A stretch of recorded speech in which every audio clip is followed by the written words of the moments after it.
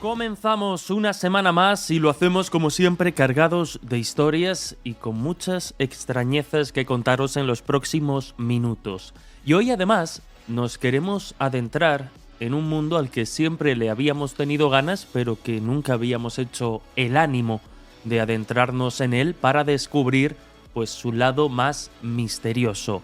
Hablamos del universo de los videojuegos y todas las leyendas urbanas y las supuestas maldiciones que hay vinculadas a muchas de estas, de estos juegos con los que muchos, estoy convencido, hemos pasado horas y horas jugando y soñando a lo largo de nuestra vida. Ya no vamos a limitar tan solo el uso de los videojuegos a la infancia o a la adolescencia, sino que ahora gran parte de su consumo está, insisto, en todas las edades.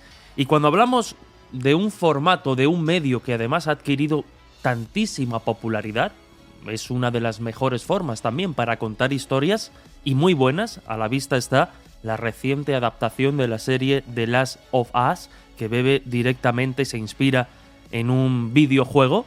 Pues ahí queda también esa reivindicación, ¿no?, del mundo del videojuego, a veces denostado, y también hay que ponerlo en valor, insisto, como una forma más de contar muy buenas historias.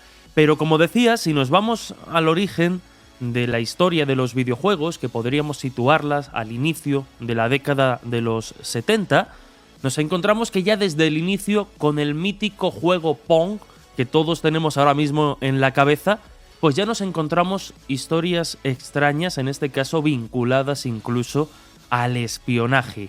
Ahí es nada. Pero claro, al ser un formato, al ser un medio que se retroalimenta también de la cultura y sociedad del momento, pues nos encontramos videojuegos o leyendas asociadas a videojuegos tan curiosas como la de E.T. el extraterrestre, o uno más reciente ya a finales del siglo XX, como fueron los videojuegos de Pokémon, y una extraña y siniestra sintonía que, metía ideas y sensaciones muy extrañas en quienes la escuchaban. Pero eso de la manipulación mental es un terreno que no es ajeno al mundo de los videojuegos, porque también la máquina, la recreativa Polybius, también tuvo a su sombra pues sospechas de manipulación mental. En fin, ya veis que a través de este asunto de los videojuegos, que a priori quizá a algunos os pueda resultar ajeno, vamos a transitar por historias muy curiosas y muy variadas. Así que si os parece, comenzamos. Pues tal y como ya hemos adelantado en la introducción, esta semana en El Dragón Invisible viajamos a uno de esos mundos que nos encanta descubrir y que sobre todo nos encanta explorar en busca de sus vinculaciones, porque siempre las hay en cualquier tipo de forma de contar historias, su relación con el misterio y con los temas que habitualmente nos gusta abordar aquí en El Dragón Invisible. Y reconocemos que es un tema que teníamos pendiente desde hace mucho, lo teníamos puesto en esa lista de temas que siempre intentamos abordar, y nos surgió la ocasión de hacerlo con un auténtico especialista que nos lo puso en bandeja, y la verdad es que nos facilitó precisamente dar el salto para dedicar unos minutos, porque estoy convencido de que nos quedaremos cortos y habrá que volver a este tema, pero dedicar unos minutos en El Dragón a buscar aquellos misterios, aquellas leyendas urbanas y aquellos temas más vinculados al misterio dentro del mundo de los videojuegos. Y para eso está con nosotros Jesús Relinque. Él es ingeniero técnico informático, ha publicado varios ensayos dedicados y basados precisamente en su conocimiento del tema y de la historia del videojuego. Y aparte de colaborar en diferentes medios, en podcasts tan populares como Días Extraños o en programas que todos conocéis como Cuarto Milenio o Espacio en Blanco, pues también ha publicado varias novelas de aventura y misterio, pues centradas en la ciudad de Cádiz. La llave de los misterios, La ciudad oscura y Los jinetes del sueño. Pero hoy, el trabajo por el que nos interesa charlar con él es pues su último libro, Expediente V, Misterio y Videojuegos, editado por Game Press, y que lo estábamos comentando justo a micrófono cerrado. Se trata de un libro chulísimo, de una edición maravillosa y que vais a disfrutar incluso para los que, como yo, pues no sois especialistas en el tema de los videojuegos, pero siempre habéis sentido curiosidad, ya no solo por su historia, sino por aquellas anécdotas y curiosidades más bizarras. Así que después de esta introducción es un auténtico placer saludar aquí en El Dragón Invisible a Jesús Relinque. ¿Qué tal, Jesús? Bienvenido. Hola, tocayo, pues encantadísimo de hablar contigo, coño, lo que decíamos antes, ¿no? Que los Jesús abundan y eso está bien. Y nada, que tenía muchas ganas, ¿no? De hablar del videojuego porque hay mucha tela que cortar en cuanto a lo extraño, a lo chungo, ¿no? Que oculta este tema. Justo porque antes de empezar, aquí siempre me gusta hacer una reivindicación cuando tenemos la oportunidad de preguntar o preguntaros a los especialistas, cuando lo hemos hecho también, por ejemplo, en el terreno del cómic, que es un tema que nos interesa mucho, pero en el que nosotros pues no somos especialistas. Más allá de los temas que vamos a comentar, está claro, y más a día de hoy, que el videojuego se ha convertido no solo en una forma más de contar historias y de contar muy buenas historias, sino que estamos probablemente ante uno de los medios o formatos más masivos, yo no sé si ya casi superando al cine en estas fechas, es decir, que su impacto es brutal. En cuanto a impacto económico, seguro que ha superado ya al celuloide, al cine, porque, bueno, hoy vamos a hablar de muchos videojuegos antiguos que no tienen nada que ver, ¿no? Con lo que se hace hoy día, porque hoy día se hacen auténticas superproducciones, vamos, que tienen presupuestos brutales, bueno, que implican a equipos muy grandes, ¿no? De desarrollo, con actores de doblaje, en fin. Yo creo que es un tema que hoy día, pues, yo creo que trasciende, ¿no? Cualquier barrera que podamos imaginar. Desde luego, y al final vemos también cómo los propios videojuegos se nutren del contexto social y cultural en el que nacen y se desarrollan, pero también a la inversa, y por eso vamos a rastrear hoy tantas pistas de tantas historias vinculadas, insisto, al misterio y a esas historias que tanto nos gustas. De hecho, la primera, por la que podríamos empezar, si te parece, y es la que da inicio también a tu libro, es la que nos lleva a hablar pues de un videojuego, como decías, bastante antiguo, de los primeros, pero de los más populares y de los que sigue teniendo mucha vigencia y mucha resonancia en la cultura popular, y es el ping-pong. Pero claro, quizá lo que no todo el mundo sepa es que su desarrollo, su historia, la historia de este videojuego, está envuelta en una trama de espionaje industrial de gran trascendencia, de hecho. De hecho, la historia casi que da para serie o película, ¿no? Es increíble.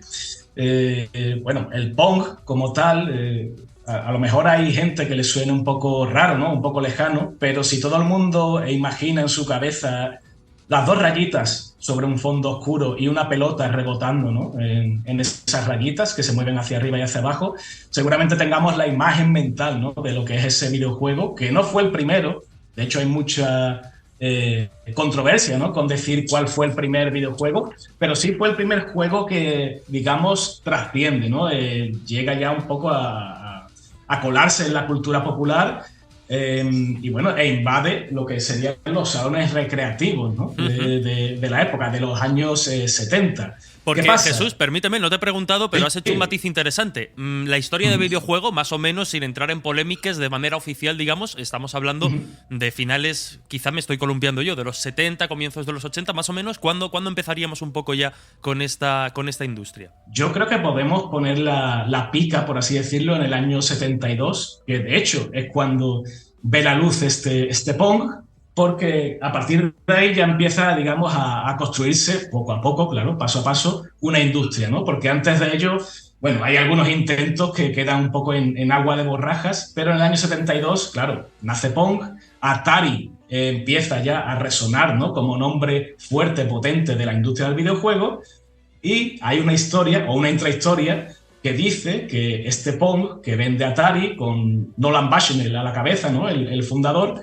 pues se supone que fue una idea, de alguna manera, entre comillas, robada a otra persona, que se llamaba Ralph Baer, que fue un alemán, ¿no? Que nació en 1922, y que se le ocurrió esta idea antes que a Bushnell. Aquí empieza un poco lo que es ya la leyenda, ¿no? de este espionaje industrial, esa pelea, ¿no?, que hubo entre estas dos mentes pensantes, ¿no?, entre Baer y Bushnell, que finalmente se dilucida en los tribunales, ¿no? Al final, bueno, pues Baer denuncia a Atari, denuncia a Bushnell, dice que le ha robado la idea y nada, al final pues Atari le paga una cantidad ínfima, ¿vale?, para que Baer, o en este caso Magnavox, que era la empresa que estaba detrás de este hombre, pues se calle un poquito y ya siga el curso de la historia. Y el curso de la historia dice que Atari, pues hoy día tiene una resonancia brutal en la historia del videojuego, y Ralph Baer, que podría ser el padre del videojuego, pues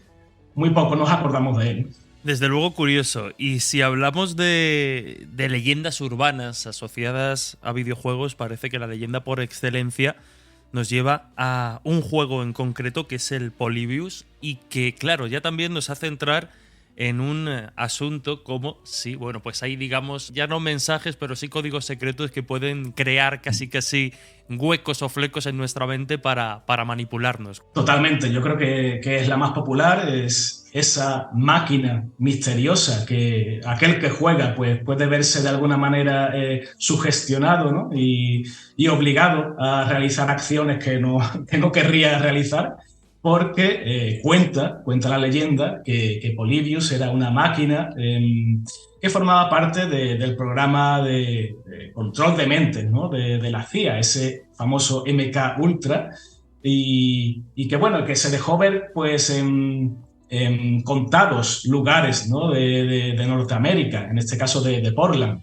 Era una máquina, bueno, en aquella época, el año 82, pues se llevaba mucho los matamarcianos, ¿no? Estos juegos en los que controlábamos a una nave, disparábamos normalmente hacia arriba, en vertical, y había una serie de alienígenas, ¿no?, de platillos volantes que hoy día, si los vemos, pues nos causan un poco de risa, ¿no? Es lo que pasa cuando la tecnología avanza a pasos agigantados, ¿no? Pero claro, en esa época, bueno, pues pegaba eso, en matamarcianos, y dice la leyenda que cuando tú jugabas a Polybius, empezabas a matar marcianos, pues tú, sin darte cuenta, recibías una serie de mensajes subliminales tan maravillosos como no pienses, obedece, ríndete o incluso suicídate, ¿no? Cosas preciosas. Eso cuenta la leyenda y hombre, pues a la hora digamos, de estudiar la historia, el trasfondo de Polybius, pues uno llega a la conclusión, más o menos lo dejo entrever en el libro, de que sí, de que es una leyenda urbana que alguien ha creado pues allá por el año 98, se rastrea, ¿no?, este origen de la historia, pero que de alguna manera, y no sé por qué, no sé decirte las razones, pero trasciende tanto que la cultura pop lo lleva a aparecer, yo qué sé, en series como Los Simpsons, ¿no? Hay un capítulo de Los Simpsons en el que Bart está en un salón de máquinas recreativas y de fondo vemos Polybius, ¿no? No llega a jugar, por desgracia, pero ahí está, ¿no? Es un poco icónico, ¿no? O incluso en series más recientes como Loki de Marvel, pues también sale como un objeto con un aura misteriosa, ¿no?, en el vacío de la serie. Y hablando de impacto en la cultura popular, si hubo una película que desde luego marcó una época y también una tendencia, fue E.T. el extraterrestre. Y yo te decía, micrófono cerrado, que es la típica historia que siempre suele salir en los rankings o en los artículos que hablan precisamente de videojuegos malditos o videojuegos con un aura de misterio y extrañeza alrededor. Siempre suele aparecer, o casi siempre, la historia de este videojuego que se creó precisamente para Atari, de la que ya hablábamos, y de la que, bueno, tú has llegado hasta el fondo, porque has llegado incluso a entrevistar a su propio creador, así que la conoces al detalle. Cuéntanos, ¿qué pasó con este videojuego? Hombre, yo conozco la historia, como tú dices, de manos de su creador, que me la contó muy, muy bien, ¿no? Muy entusiasmado, como si acabara de realizar ese videojuego hace meses, cuando tenemos que viajar al pasado, concretamente al verano de 1982, para retrotraernos al momento en el que a Howard Scott Warshaw, que es el desarrollador en cuestión de este ET, el extraterrestre, pues le encargan la difícil tarea de que 5 semanas el tío tiene que hacer un videojuego que de alguna manera refleje lo que es la película, ¿no? Una película que es un blockbuster absoluto, en Norteamérica, que se estrenará esas mismas navidades en otras partes del mundo, por ejemplo en España, y que claro, ya, bueno, pues tenemos que aprovechar ese impulso, ¿no?, de la película para hacer videojuegos y venderlos a tope. Pues está claro que la cosa no sale como esperaba Atari, ¿no?, en este caso, que una vez más está de por medio, porque el videojuego, sinceramente, no es nada bueno, ¿no?, o por lo menos muy complicado de manejar. Tanto que todo aquel que lo juega o lo intenta jugar después de comprárselo con ilusión, pues bueno, pues lo deja olvidado en el armario o incluso lo llega a devolver, ¿no?, a la tienda de marras. Todo esto lleva a que Atari, que tenía unas altas expectativas de venta con este juego, pues imagínate, no sé, millones de cartuchos construidos, Claro. pues tiene ahí un excedente que, a ver qué hacemos. Tú imagínate, Jesús, ¿tú qué haces con millones de cartuchos que sabes que no vas a vender? Que eso ocupa espacio, ¿no? Claro, ¿Dónde lo metes? ¿Qué dice la leyenda? Pues nada, que Atari piensa que lo mejor en este caso es buscar un vertedero, y en este caso el vertedero para tirar todos esos cartuchos está en Nuevo México, en Alamogordo, y allí, una vez más, cuenta la leyenda que quedaron todos esos cartuchos olvidados y enterrados, ¿no?, por los siglos de los siglos. Bueno, pues no es por los siglos de los siglos, porque resulta que muchos años después, y la leyenda todavía resonando, ¿no?, en el boca a boca de la gente interesada en estos temas, a alguien se le ocurre, concreto a Zack Penn, un director de Hollywood, realizar un documental, ¿no?, concretamente en 2014, y dice: este documental va por fin a revelar la verdad de la leyenda. Vamos a ir al sitio, al punto original donde se enterraron los cartuchos, los desenterramos y aquí quedamos todos magníficos, ¿no? Esto es un evento. Y claro, yo me pongo a pensar y digo, vale, este hombre se tira a la piscina, ¿no?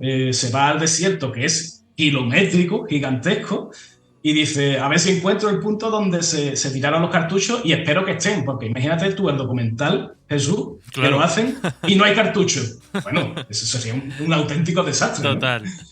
En fin, Howard, pues yo lo entrevisté, el programador, y me dijo que sí, que tenía un cartucho de los que finalmente encontraron, ¿no?, y desenterraron, y lo tenía ahí en su vitrina. Y yo, sinceramente, desconfío un poco de que todo esto no sea más que un montaje, ¿no?, peliculero. Pero bueno, allá cada uno, ¿no?, lo que quiera pensar.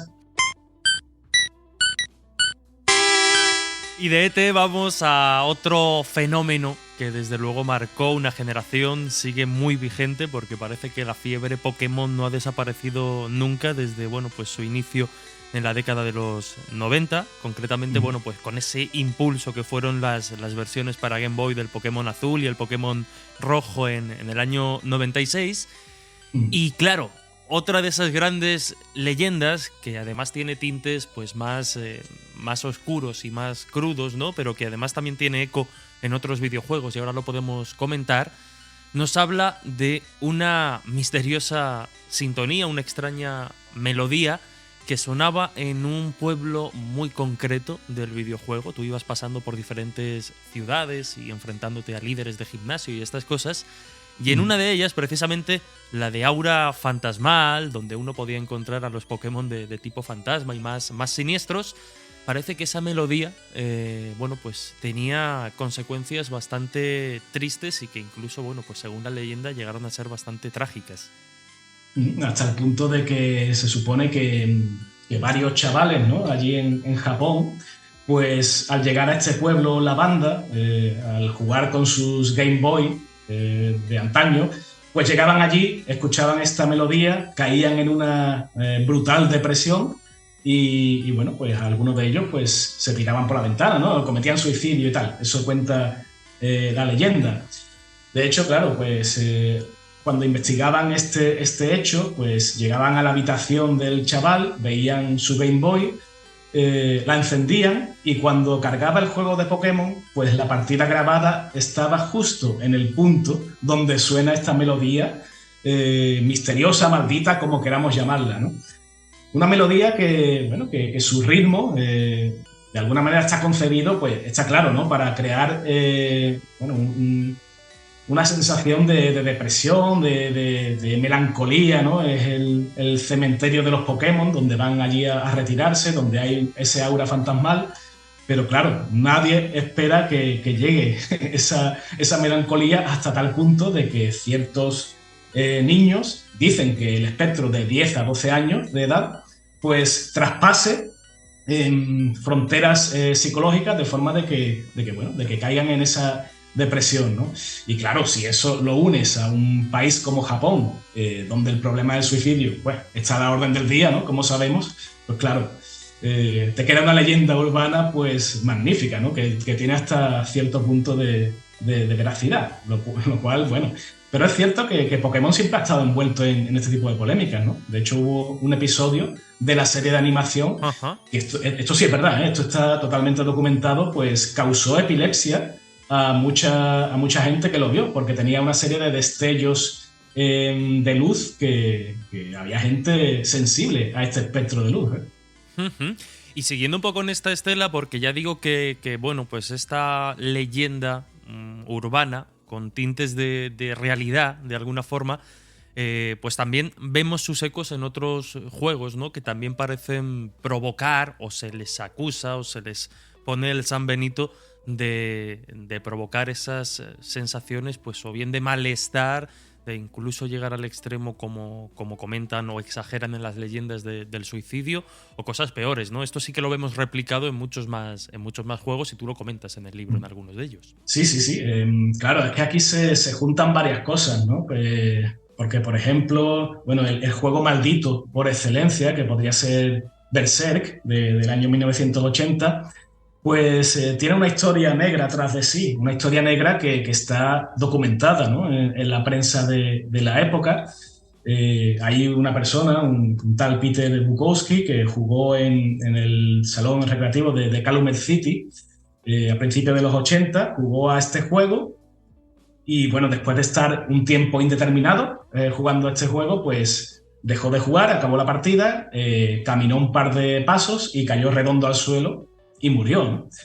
Y claro, pues uno piensa, el juego tenía algo extraño, ¿no? Algo que inducía a la muerte a esta persona. Realmente había sido un infarto y esta persona tenía, bueno, una patología, ¿no? Cardíaca en su cuadro de salud, pero qué mala suerte que estaba este juego, esta persona en el sitio incorrecto a la hora incorrecta, ¿no? Porque a partir de ahí y gracias a causa de esta noticia, pues ya Berserk se convierte en un juego peligroso, ¿no? Porque alguien ha sufrido un infarto jugando a él. Lo cierto es que le podía haber pasado, yo qué sé, jugando al fútbol, haciendo deporte, subiendo una escalera. Claro.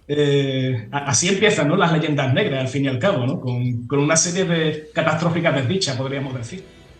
Pues si te parece, Jesús, llegados a este punto hacemos una breve pausa y continuamos enseguida, porque aún nos quedan unas cuantas historias de juegos malditos y leyendas urbanas asociadas a ellos que queremos comentar. Continuamos enseguida aquí, en El Dragón Invisible.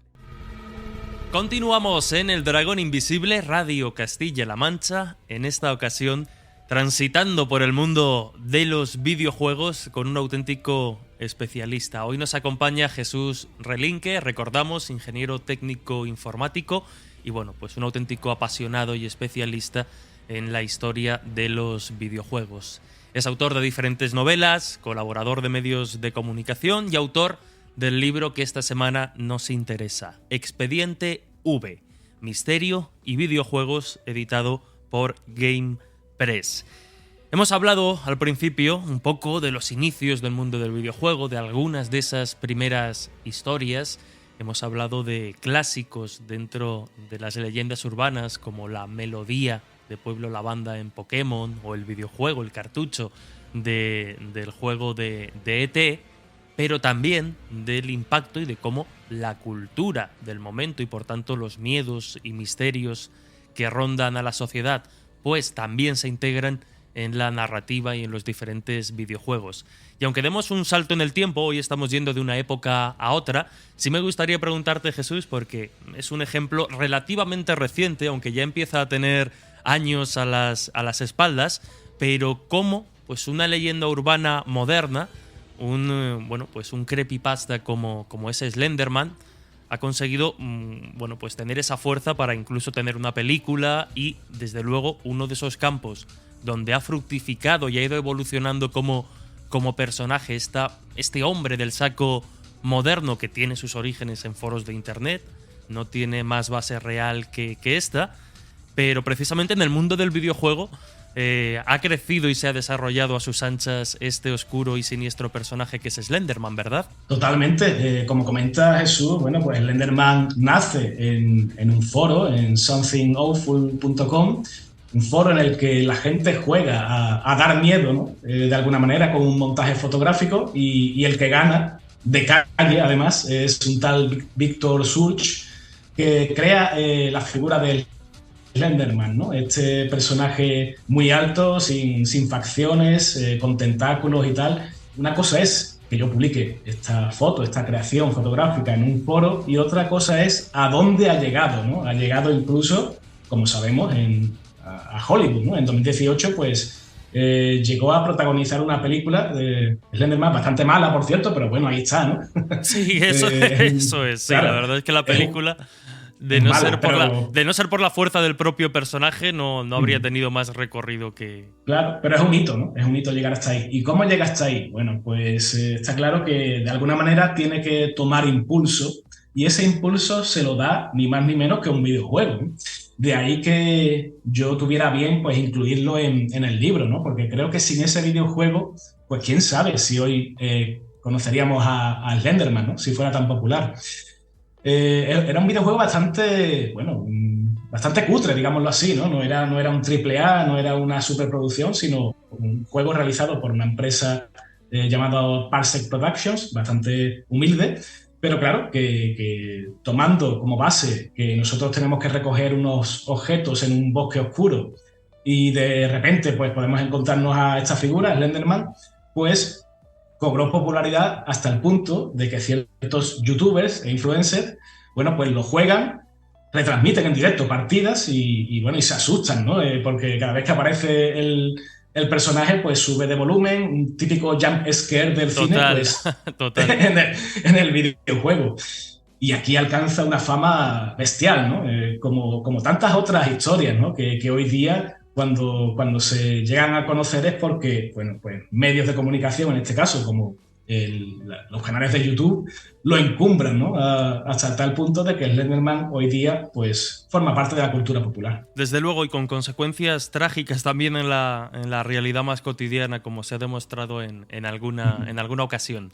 Pero hablando precisamente, comentabas, ¿no?, estas retransmisiones de gaming en las que, bueno, pues los juegos de terror estos en los que uno se asusta y tiene sensaciones triunfan mucho, y aunque este juego como tal no haya tenido, o el personaje dentro de los juegos más mainstream no haya tenido el recorrido que otros, sí me gustaría preguntarte precisamente por juegos más conocidos, más populares, más masivos, y que obviamente también han generado bueno, pues sus leyendas urbanas propias, y tú en el libro lo cuentas además a modo de relato, digamos, hablas de uno de estos, que es Minecraft. Sí, bueno, Minecraft podría ser uno de los 3 videojuegos más populares hoy día, ¿no? Sin duda. Y eso que ya tiene tiempo, ¿eh? Estamos hablando de 2009, cuando vio la primera versión, creada por Marcus Persson, que se ha hecho de oro, ¿no? Y con todo merecimiento.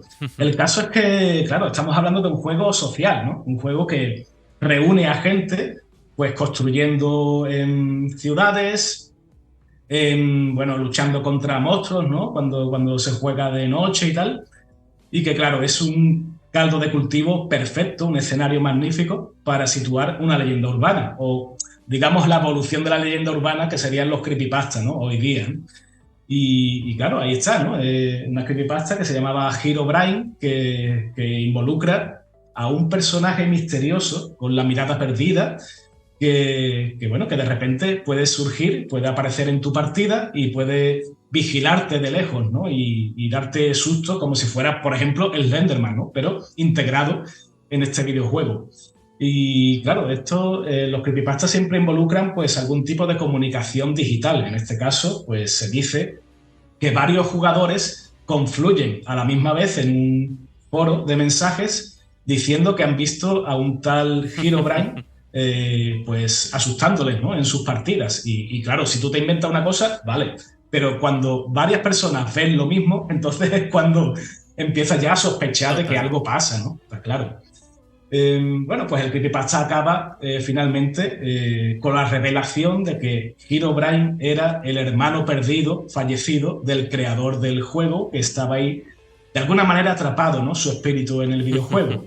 Versión, por cierto, que el propio creador desmiente, ¿no? Y dice que, bueno, no deja de ser una historia bien hilada y tal, pero que se queda ahí, ¿no? En el terreno de la leyenda.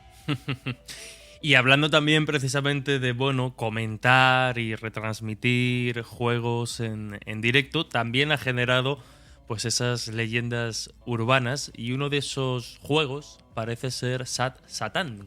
Cuéntanos la historia macabra detrás de este juego y aquel que lo comentaba y jugaba a él. Bueno, yo creo que sin duda no hay mucha duda en determinar a Sad Satan como el juego más terrorífico, ¿no? De todos los que yo hablo en el libro, porque tiene parte de historia negra, ¿no? Tras de sí. Es un juego que se encuentra en lo que es la Deep Web, ¿no? Ese reverso oscuro de Internet, en el que si tú entras, pues las consecuencias, que hay allí cualquier cosa, y cosas prohibidas sobre todo. Y nada, pues resulta que Jamie Farrell, que era un youtuber irlandés, tenía un canal en el que retransmitía, un canal de YouTube en el que retransmitía videojuegos de terror, y un día pues se encuentra en la Deep Web este juego, ¿no? Este Sad Satan, y empieza a jugar y retransmitir pues en su canal, ¿no? Cómo juega y cómo descubre la mecánica de juego de este título. Y lo hace pues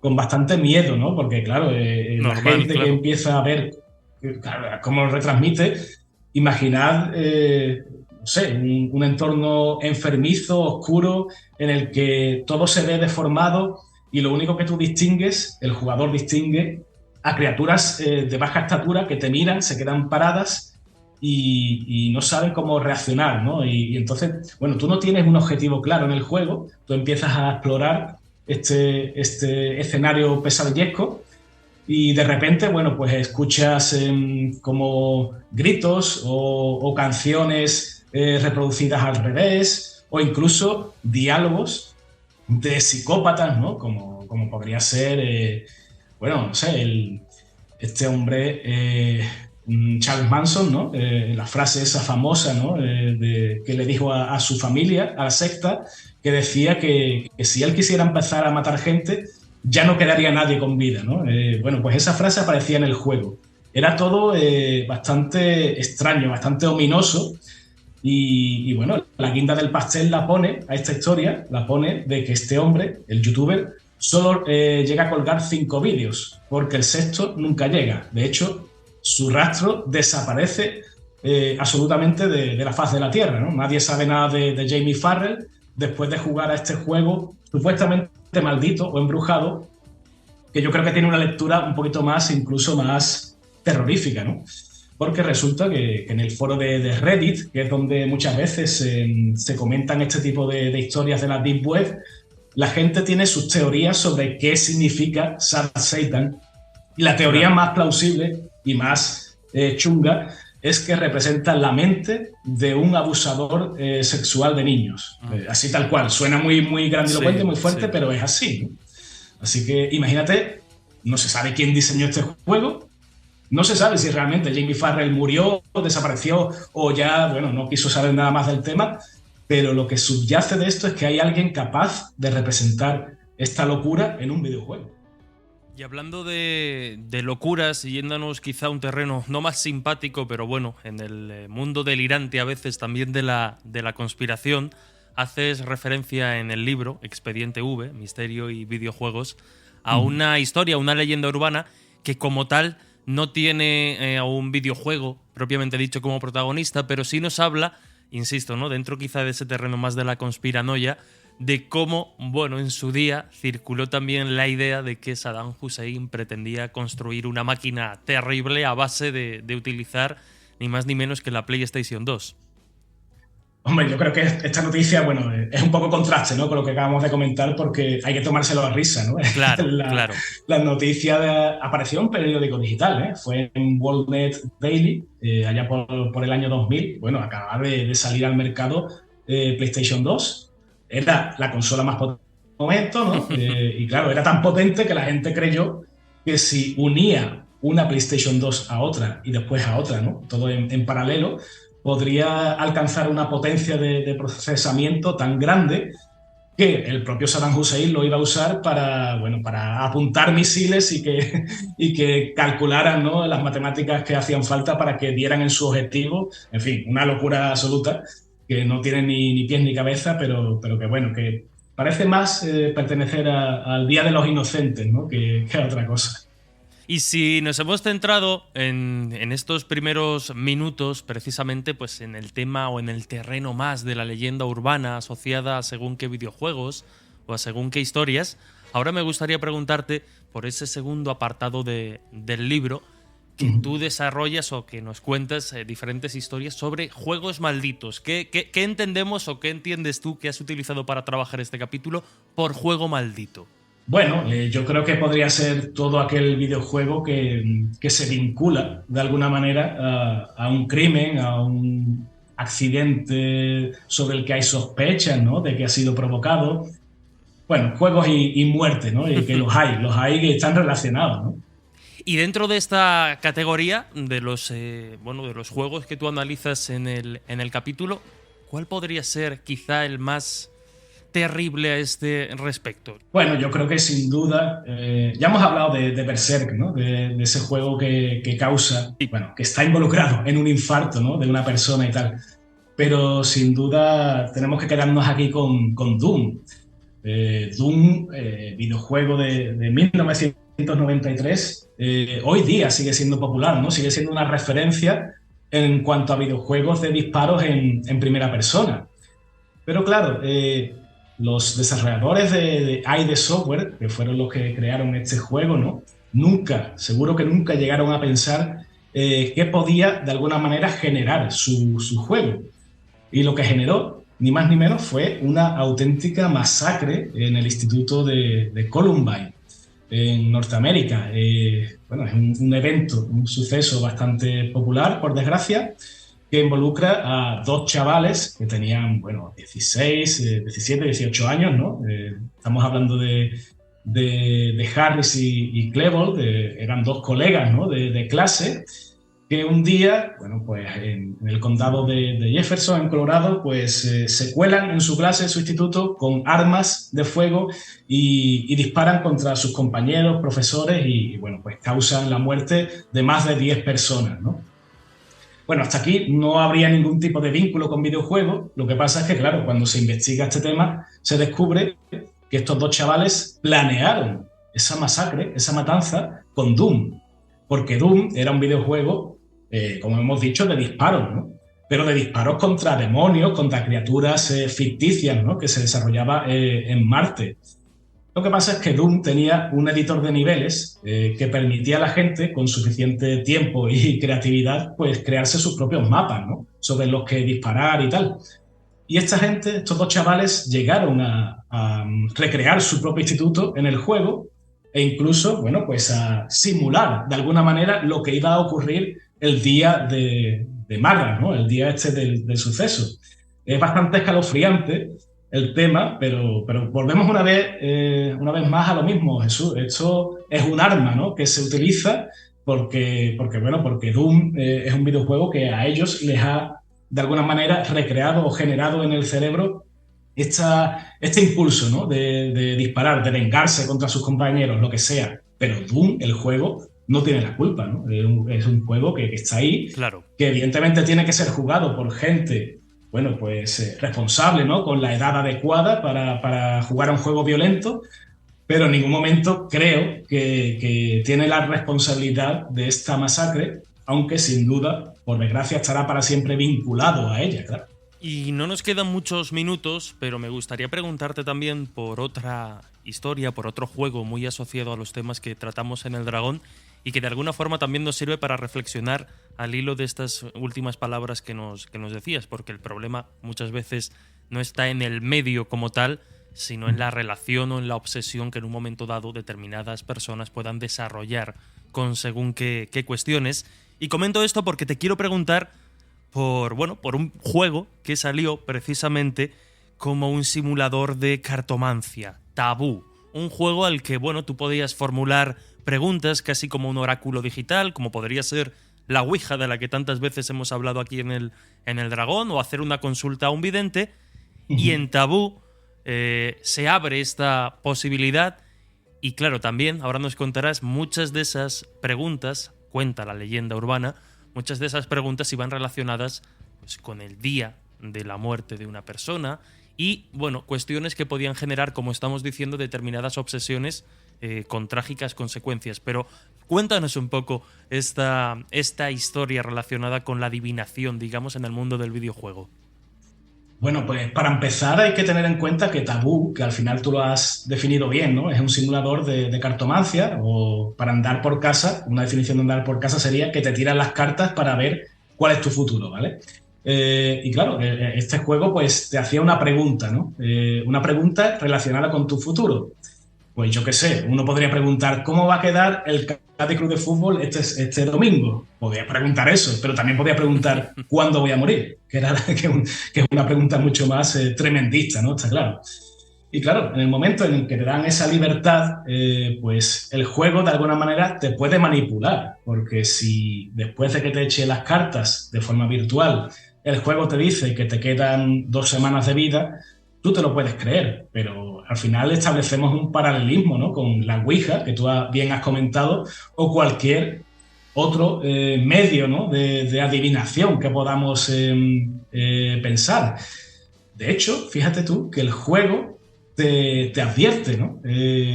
A mí siempre me ha hecho gracia porque las frases que estaban incluidas en el manual de Tabú eran muy, muy tremendistas, ¿no? Decía, por ejemplo, el juego no asumirá ningún tipo de responsabilidad acerca de las consecuencias, de las influencias en las que se incurran como resultado de utilizar Tabú, ¿no? O sea, allá tú, cuidado cómo lo uses, que a lo mejor te dice algo que tú no quieres escuchar y te lo acabas creyendo, ¿no? Claro. Es un videojuego, es una herramienta, un medio que al final pues se asemeja, como hemos dicho, a la Ouija o que tú vayas a cualquier sitio en el que te adivinen el futuro y te digan algo que tú no esperabas escuchar. Y llegados a este punto, pues no queda tiempo para mucho más y solo nos queda recomendar a los oyentes que se hayan quedado con ganas de más o quieran descubrir esa otra historia también del mundo del videojuego, pues pueden acudir a tu libro, recordamos, Expediente V, Misterio y Videojuegos, editado por GamePress. Y pues lo que decíamos al inicio, ¿no? Que es una delicia de libro para leer y aprender. Pero como también adelantábamos al inicio, lo que hacemos en estos minutos finales, Jesús, es citarte siempre que te apetezca, como no, a venir y a estar de nuevo con nosotros en otra ocasión para seguir desgranando y seguir profundizando en pues las anécdotas e historias más misteriosas dentro del mundo de los videojuegos que también conoces. Así que de verdad, muchísimas gracias. Y nada, pues eso, queda la invitación abierta para cuando quieras acercarte y pasarte por estos micrófonos a contarnos más historias, que ha sido un placer. Pues el placer ha sido mío, Jesús, y pues lo que tú has dicho, ¿no? Han quedado en el tintero muchas historias que seguro que la próxima vez que me acerque por aquí, pues podemos contarlas. Un abrazo, Jesús, hasta la próxima. Otro para ti, un abrazo.